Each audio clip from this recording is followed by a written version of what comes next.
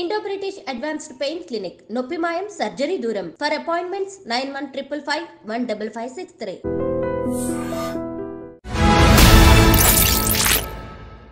అందరికీ నమస్కారం. నేను Swarupa Potlapalli. Welcome to I Dream. Niharika Konidela నిర్మించిన కమిటీ కుర్రోళ్ళు సినిమాతో మంచి పేరు సంపాదించుకున్న యూట్యూబర్ ప్రసాద్ బెహ్రాను పోలీసులు అరెస్ట్ చేశారు. ఆయనతో కలిసి నటిస్తున్న ఓ నటి అయితే షూటింగ్ సమయంలో ఆయన ఎక్కడ పడితే అక్కడ తాకుతున్నారని, అసభ్యంగా మాట్లాడుతున్నారని జూబ్లీ హిల్స్ పిఎస్లో కంప్లైంట్ చేయడంతో పోలీసులు అరెస్టు చేశారు. ఇప్పుడిప్పుడే మంచి పేరు తెచ్చుకుంటున్న ప్రసాద్ బెహ్రా అరెస్ట్ అనేది ఇప్పుడు కలకలంగా మారింది. ఈ మధ్య కాలంలో జానీ మాస్టర్ కూడా ఇలాంటి లైంగిక వేధింపుల కేసులో అరెస్ట్ అయ్యారు. అసలు టాలీవుడ్ లో ఏం జరుగుతుంది, ఎందుకు ఇలా కేసుల మీద కేసులు బుక్ అవుతున్నాయి? ప్రస్తుతం నాతో పాటు రచయిత్రి, లైఫ్ కోచ్ అనురాధ యలమర్తి గారు ఉన్నారు. మేడంతో మాట్లాడి అనేక విషయాలు తెలుసుకుందాం. మేడం నమస్తే. నమస్తే. చూసారు కదా, ప్రసాద్ బెహ్రాను అరెస్ట్ చేశారు. ఈ అమ్మాయి అతనితో మెకానిక్ అనే ఒక వెబ్ సిరీస్ లో నటిస్తోంది. గతంలో కూడా పెళ్లివారం అండి అనే వెబ్ సిరీస్ లో నటించింది. అంటే సహజంగా వాళ్ళు ట్రావెల్ చేస్తూ ఉంటారు, అలాగా కొంత క్లోజ్నెస్ వస్తూ ఉంటుంది.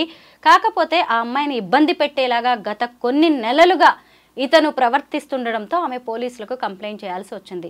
సినిమా ఇండస్ట్రీలో ఇలా ఎందుకు జరుగుతోందంటారు? ఒక దాని తర్వాత మరొక వరుస ఘటనలు ఆలోచన చేసేలాగా ఉన్నాయి. ఏమంటారు మీరు దీని మీద? అంటే మొదట్లో చేరగానే ధైర్యం ఉండదు. ఇప్పుడు అతనితో జర్నీ చెయ్యాలి, అలాంటప్పుడు బయటపడటం ఇష్టం ఉండదు. అలాగని భరించే శక్తి మంచిగా ఉండే వాళ్ళకి, ఇప్పుడు అదే పనిలో ఉండేవాళ్ళు దాన్ని పెద్ద పట్టించుకోరు. కానీ కొంతమంది సిన్సియర్గా ఉంటారు. లేడీస్లో కూడా కొంతమంది ఏంటి, ఎవరైనా సరే చాలా వరకు మంచిగా ఉండాలి, ఏదో డబ్బు కోసం లేకపోతే ప్యాషన్ కోసం వస్తారు. వచ్చినంతలో వాళ్ళని తక్కువ చేసినా, వాళ్ళతో తప్పుగా బిహేవ్ చేసినా భరించలేరు కదా. కానీ బయటపడలేని పరిస్థితులతో బయటపడరు. అదే కొద్దిగా డెవలప్ అయ్యి ఇంకా పర్వాలేదు మనం నిలదొక్కుందాము అన్న టైంలో వాళ్ళు బయటపడి ఉండొచ్చు. ఇందులో మనకి నిజాలు తెలియదు కదా. ఇప్పుడు అరెస్ట్ చేసినంతలో అతనిది తప్పు, ఈ అమ్మాయే కరెక్టు అని మనం చెప్పలేము. అది అసలు ఏం జరిగింది అన్నది క్లియర్గా మనకి తెలిసిన రోజే మనం వీళ్ళ తప్పు, ఆ అమ్మాయి తప్పు అని చెప్పచ్చు. నిజంగా ఈ అబ్బాయి అలా బిహేవ్ చేస్తే నిజమే కదా, నీ చెల్లిని ఎవరన్నా అలా చేస్తే నువ్వు భరించగలవా? ఇప్పుడు నీ దగ్గరికి ఒక అమ్మాయి యాక్ట్ చేయటానికి వచ్చింది అంటే ఆ చెల్లిలాగా చూడకపోయినా ఒక స్త్రీ కింద అమ్మాయిని గౌరవంగా చూసుకోవాలి కదా. నీ కింద ఉద్యోగం చేస్తోందంటే నీకు సరెండర్ అయిపోవాలని ఎక్కడా లేదు కదా. ఆ అమ్మాయి పరిస్థితులు ఏదో ఉంది కాబట్టి వచ్చిన అమ్మాయిని మీరు గౌరవంగా చూసుకోవాలి కదా. అలా చూసుకోకుండా మేము ఇలాగ బిహేవ్ చేస్తాము అనటం కూడా అబ్బాయిలు తప్పే. యాక్టింగ్ అనేది అతనికి ఎంత ప్యాషనో ఇతనికి ఈ అమ్మాయికి కూడా అంతే ప్యాషన్. అతనికి ఎంత అవసరమో ఈ అమ్మాయికి కూడా అంతే అవసరం. అలాంటప్పుడు ఇద్దరు ఎంత సమన్వయంతో వ్యవహరించాలి, ఎంత తెలివిగా ఉండాలి. ఎందుకంటే ఇప్పుడిప్పుడే వీళ్ళిద్దరు కూడా ఎదుగుతున్న వాళ్ళు. ఎందుకు అంటే ఇప్పుడు అతను కామెడీ షోస్తో, కామెడీ వీడియోస్తో ఎంతో పేరు తెచ్చుకున్నాడు. సినిమాల్లో కూడా అవకాశాలు వస్తూ ఉన్నాయి. కమిటీ కుర్రోళ్ళలో యాక్ట్ చేశారు. తర్వాత అల్లరి నరేష్ సినిమా బచ్చలమల్లి అనే సినిమాలో కూడా ఆయన యాక్ట్ చేస్తున్నారు. ఇలా మంచిగా సినిమా అవకాశాలు వస్తున్న టైంలోనే చాలామంది పేరు పోగొట్టుకుంటున్నారు. కొంతమంది ఏమంటారంటే, మీ ఆడవాళ్ళు ఛాన్స్ ఇవ్వకుండానే మగవాళ్ళు ఇలా చేస్తారా అంటారు. దీని మీద అసలు మనం ఎలా సమాధానం చెప్పాలి? అలాంటి వాళ్ళైతే ఇలాగ అసలు కేసు ఎందుకు పెడతారు? అది ఆలోచించాలి కదా మనం. అలాంటి వాళ్ళు అయితే గుట్టు చప్పుడు కాకుండా అయిపోతుంది. అది వాళ్ళు అర్థం చేసుకుంటారు. మన దౌర్భాగ్యం ఎలా ఉందంటే, అమెరికాలో కూడా నీకు ఇష్టమా అనేసి ఒకళ్ళనొకళ్ళు ప్రశ్నించుకొని కలుస్తారట. మన వాళ్ళు అలా లేదు. అవతలమ్మాయి ఎలాంటిది ఏంటి ఏమీ చూసేది ఉండదు. ఆ రకంగా బిహేవ్ చేస్తున్నారు. మనకి ఎక్కడి నుంచి వచ్చింది ఈ సంస్కృతి? మన సాంప్రదాయం ఏంటి? స్త్రీని గౌరవించటానికే మనకి పేరు. భారతదేశంలో మొత్తం ప్రపంచం అంతట్లో భారతదేశానికి పేరు వచ్చింది ఎందుకని? మనం స్త్రీలని మన్నిస్తాము, గౌరవిస్తాము, మన సాంప్రదాయాలు బాగుంటాయి అని వచ్చింది. మరి ఇలాంటప్పుడు ఇట్లాగ బిహేవ్ చేయటం అనేది తప్పు. ఒకవేళ ఆ అబ్బాయి తప్పు చేయకుండా కావాలని ఈ అమ్మాయి చేస్తే ఈ అమ్మాయిది తప్పే. ఇదివరకు రోజుల్లో చాలా జరిగేవి. ఎంతమంది ఉద్యోగస్తురాళ్ళు మింగలేక కక్కలేక వాళ్ళ భార్యకి ఎలాగో పట్టించటం మనం ఎన్నో కథల్లో చూస్తున్నాము, ఇచ్చేస్తున్నాం. అట్లాగా వెనక నుంచి చేసుకునేవాళ్ళు. ఇప్పుడు అట్లా కాదు, కేసులు పెట్టేస్తున్నారు డైరెక్ట్గా. అది కూడా అమ్మాయి ఎంత టైం తీసుకుంది చూడండి, అతనితో ఎంత దూరం ప్రయాణం చేసింది, ఎన్నాళ్ళ తర్వాత కేసు పెట్టింది. అంటే ఆ అమ్మాయి నిలదొక్కునేంత దాకా ఎదురు చూసింది. ఇప్పుడు నన్ను అతను హెరాస్ చేస్తున్నాడు అని చెప్పడానికి ఆడవాళ్ళు కూడా ఫీల్ అవుతారు కదా, అతనితో పాటు వీళ్ళు కూడా బయటకు వస్తారు కదా. ఏదో అతని మీద నేరం మోపేసినంతలో ఈ అమ్మాయి ఇదవదు కదా, అక్కడ బలి అయ్యింది ఈ అమ్మాయే కదా. ఊరికే ఎందుకు పెట్టేస్తారు? నిజమే, నిప్పు లేనిదే పొగరాదంటారు. ఎన్ని రోజులో భరించి గానీ పోలీస్ స్టేషన్ల వరకు రారు. నిజంగా అమ్మాయిలు కూడా ఎన్నో వేధింపుల్ని తట్టుకునే నిలబడతారు. మనం జానీ మాస్టర్ కేసును కూడా ఈ సందర్భంగా మనం ఖచ్చితంగా మాట్లాడుకోవాల్సిందే. తోటి కొరియోగ్రాఫర్ని అతను కొన్ని నెలల పాటు, సంవత్సరాల పాటు, చాలా చిన్న అమ్మాయి, ఇతనికి పెళ్ళైంది, 2 పిల్లలు, అయినా సరే ఆ అమ్మాయిని లైంగికంగా వేధించి చివరకు జైలు పాలయ్యే వరకు వచ్చింది.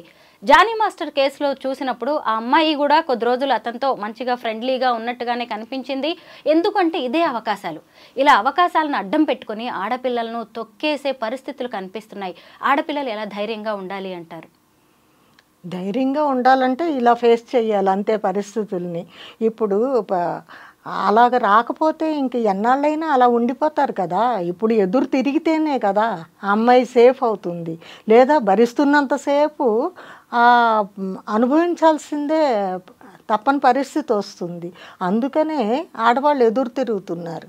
కానీ జైల్లో పెట్టినంతలో వాళ్ళు తప్పు అని కాదు, మరి అది కోర్టు ప్రూవ్ చేయాలి కదా. ఎందుకంటే ఈ కేసులు పెట్టే అమ్మాయిలు కూడా ఖచ్చితమైన ఆధారాలు ఉంటేనే పెట్టాలి. ఎందుకంటే రేపు కోర్టు దాకా వెళ్ళిన తర్వాత ఎంత నిజం జరిగినా, అక్కడ ఎంత కఠినమైన వాస్తవం ఉన్నా గానీ సాక్ష్యాలు, ఆధారాలు అనేది అడుగుతారు కదా. అడిగినప్పుడు ఇప్పుడు మనం ఏదన్నా పెట్టామంటే రేపు పొద్దున్న నిలబడాలి అని, జస్ట్ ప్రతి దానికి 2 కోణాలు ఉంటాయి అన్న విషయంలో నేను చెప్తున్నాను. ఆయనకి ఇచ్చిన అవార్డు కూడా వెనక్కి తీసేసుకున్నారు. ఉండొచ్చు, జరగచ్చు, అది ఒకవేళ తప్పు అయితే అన్నది మనం ఆలోచించాలి. ఈ అమ్మాయిదే కరెక్టు అయితే అలా జరగాల్సిందే. అట్లా జరగకపోతే ఎప్పటికీ ఈ లైంగిక వేధింపులు అనేది జరుగుతూనే ఉంటాయి. అసలు అవి లేనిది ఎక్కడా అని అడుగుతున్నాను నేను. బయటకు వచ్చేది చాలా తక్కువ.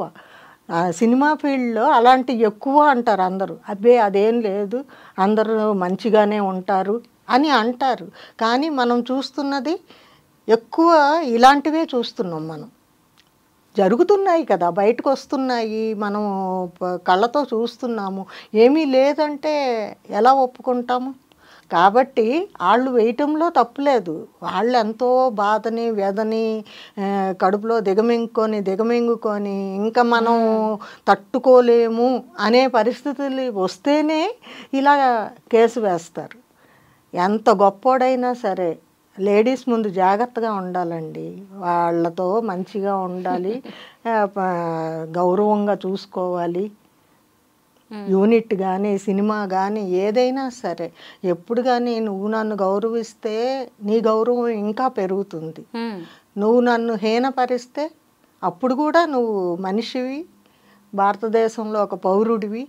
అట్లా కూడా ఇది లేదు. ఎందుకు మనుషులంతా ఇలా తయారవుతున్నారు అనేది మాత్రం మనల్ని మనము ఒక్కసారి ఆత్మ పరిశీలన చేసుకోవాలి. స్త్రీలని గౌరవించాలి అనే భావన మన హృదయాల్లో ఉండాలి. ఎవరో ఒకళ్ళు చెప్తే రాదు. ఈ కాలంలో చాలామందికి ఆ వాల్యూస్ లేవు. వాళ్ళకి తెలియజెప్పాల్సిన బాధ్యత కూడా మనదే. ఇట్లాంటివి 1-2 జరిగితేనే మంచిది. కనీసం మిగతా ఆడవాళ్ళన్నా సెక్యూరిటీగా, భద్రతగా ఫీల్ అవుతారు. భద్రత లేకపోతే బయటికి ఎలా వస్తారు? అందరికీ కొంతమంది అలా ఉండిపోతారు. చెప్పాలంటే నాకు గీత రచయితగా చెయ్యాలని ఉంది మనసులో. ఆత్రేయలాగా మనసు పాట అందరి మనసుల్లోకి వెళ్ళేటట్టు ఒక్క పాట రాయాలని ఉంటుంది.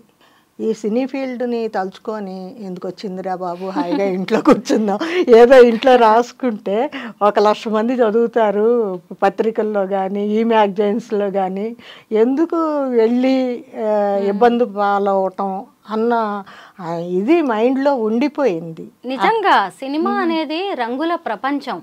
కానీ ఎంత టాలెంట్ ఉన్నా ఇలాంటి ఘటనలు చూసి అమ్మాయిలు కూడా ముందుకు రావట్లేదు, తల్లిదండ్రులు భయపడుతున్నారు. అసలు ఈ రోజుల్లో ఎంత ప్రూవ్ చేసుకోవడానికి ఛాన్సెస్ ఉన్నాయి, కానీ ఇలాంటి మనుషులకి భయపడాల్సిన పరిస్థితి వస్తుంది. ఒక్క అడుగు ముందుకేస్తే 4 అడుగులు వెనక్కి వేయాల్సిన పరిస్థితి.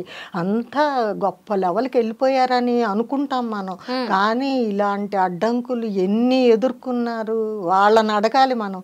శిఖరాన్ని కూర్చుంటారు చూడండి ఆడవాళ్ళు, వాళ్ళని చెప్పమనండి ఒక్కళ్ళు నేను ఇలాంటిది ఫేస్ చేయలేదు అని చెప్తే మనం నమ్మటం కష్టం. ఎందుకంటే సమాజం అంతా అలా ఉంది. సమాజం మారాలండి. మనం ఇలాంటి షోస్ చేయాల్సిన అవసరం లేనంతగా సమాజం మారాలని నేను కోరుకుంటున్నాను. ఈ వివాహేతర సంబంధాల వల్ల ఏర్పడే రిలేషన్స్ ని మేము రేప్ కేసులుగా కన్సిడర్ చేయము. బాగున్నన్ని రోజులు బాగుంటున్నారు, విభేదాలు వచ్చిన తర్వాత రేప్ కేసులు పెడుతున్నారు, ఇలాంటివి చెల్లవు అంటూ ఈ మధ్య సుప్రీంకోర్టే చెప్పింది. ఎందుకంటే చాలామంది కొద్ది రోజులు నడిచిన రోజులు నడుపుతున్నారు, ఏదో ఒకటి తేడా రాగానే మళ్ళీ కోర్టులు, కేసులు, పోలీసులు అని అంటున్నారు. ఇది కూడా ఒక రకంగా నెగిటివ్ అయిపోతుంది.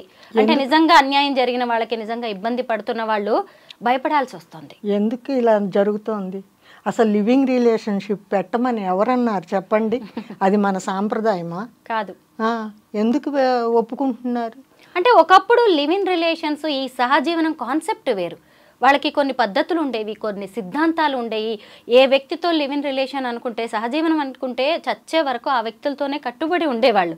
కానీ ఇప్పుడంతా మారిపోయింది దాని కాన్సెప్ట్ కూడా. ఇదే కదా ఇప్పుడు మనం ఆలోచించాల్సింది, చూడాల్సింది. నువ్వు 1 year 2 years ఉండి నీ దారి నీదే నా దారి నీది అంటే ఇంకా అది ఏం రిలేషన్షిప్? మళ్ళీ ఇదే వ్యక్తితో ఉండి ఇంకో 2 3 4 5గురితో మనం, ఎందుకంటే లావణ్య రాస్తారు ఎపిసోడ్ కూడా చూసాం. అదే మరి. అందుకని ఏదైనా సరే మనం ఒక పద్ధతి పాటించాలి అని చెప్పి ఆ పద్ధతిలోనే, ఇప్పుడు రోడ్డు మీద సాఫీగా ఉన్న రోడ్డు మీద వెళ్ళటం ఎలా ఉంటుంది, అడ్డదారిలో గతుకుల రోడ్లో ముళ్ళదారిలో వెళ్తే ఎలా ఉంటుంది?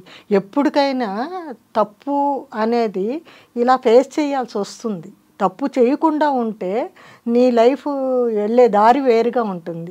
ఒక్కసారి తప్పు చేసావంటే అది ముళ్ళదారి కిందే లెక్క. దానిలోంచి బయటికి రావటం అనేది చాలా కష్టం. కాబట్టి మనం ఎప్పుడు మంచి దారినే ఎంచుకోవాలి. ఏదో బయట వాళ్ళ కోసం కాదు, మనకంటూ ఒక మనస్సాక్షి ఉంటుంది. కాబట్టి ఆ మనస్సాక్షి ఎప్పుడు నువ్వు చెడ్డగా వెళ్ళు అని